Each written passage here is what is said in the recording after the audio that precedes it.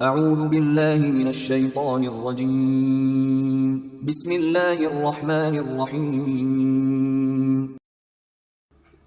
سورہ کہف آیات نمبر 83 تا 91 میں قریش کے ذریعے کیے گئے یہود کے ایک سوال کا جواب، جس میں ذوالقرنین کا قصہ بیان کیا گیا ہے۔ ان آیات میں اس کے پہلے اور دوسرے سفر کا احوال بیان کیا گیا ہے۔ اعوذ باللہ من الشیطان الرجیم وَيَسْأَلُونَكَ عَنْ ذِي الْقَرْنَيْنِ،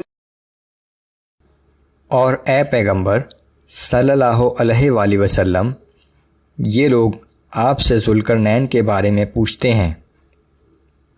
قُلْ سَأَتْلُو عَلَيْكُمْ مِنْهُ ذِكْرًا، آپ فرما دیجئے کہ میں اس کے کچھ حالات تمہیں سناتا ہوں۔ یہ سوال بھی قریش نے یہود کے اشارے پر رسول اللہ صلی اللہ علیہ وآلہ وسلم سے کیا تھا کہ اگر آپ نبی ہیں تو بتائیں کہ ذوالقرنین کون تھا۔ قرآن اس کے جواب میں ان کے صحیح حالات بیان کرتا ہے۔ اِنَّا مَكَّنَّا لَهُ فِي الْأَرْضِ وَآتَيْنَاهُ مِن كُلِّ شَيْءٍ سَبَبًا فَأَتْبَعَ سَبَبًا،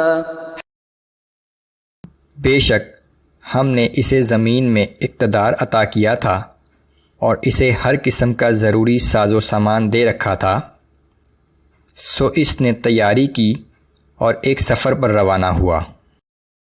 حتى إذا بلغ مغرب الشمس وجدها تغرب في عين حمئة ووجد عندها قوما، یہاں تک کہ سورج غروب ہونے کی سمت میں ایک راستے پر چلتے چلتے اس کی آخری حد تک پہنچ گیا، جہاں اسے سورج ایک سیاہ پانی کے چشمے میں ڈوبتا دکھائی دیا۔ وہاں اس نے ایک قوم کو آباد پایا۔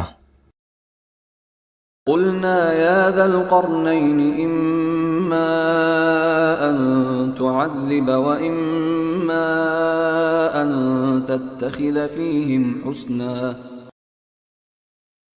ہم نے کہا کہ اے ذوالقرنین، تمہیں اختیار ہے، خواہ ان کو سزا دو یا ان کے ساتھ حسن سلوک کا معاملہ کرو۔ قال اما من ظلم فسوف نعذبه ثم يرد الى ربه فيعذبه عذابا نكرا،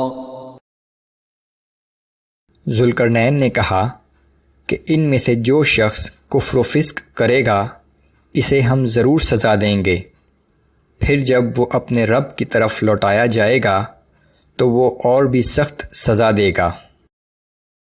وَأَمَّا مَنْ آمَنَ وَعَمِلَ صَالِحًا فَلَهُ جَزَاءً الْحُسْنَى وَسَنَقُولُ لَهُ مِنْ أَمْرِنَا يُسْرًا، اور جو شخص ایمان لے آئے گا اور نیک عمل کرے گا اس کے لیے آخرت میں اچھا بدلہ ہے، اور ہم بھی اس کے ساتھ نرمی والا برتاؤ کریں گے۔ ثم اتبع سببا، پھر اس نے دوبارہ تیاری کی اور ایک دوسرے سفر پر چل نکلا۔ حتى اذا بلغ مطلع الشمس وجدها تطلع على قوم لم نجعل لهم من دونها سترا،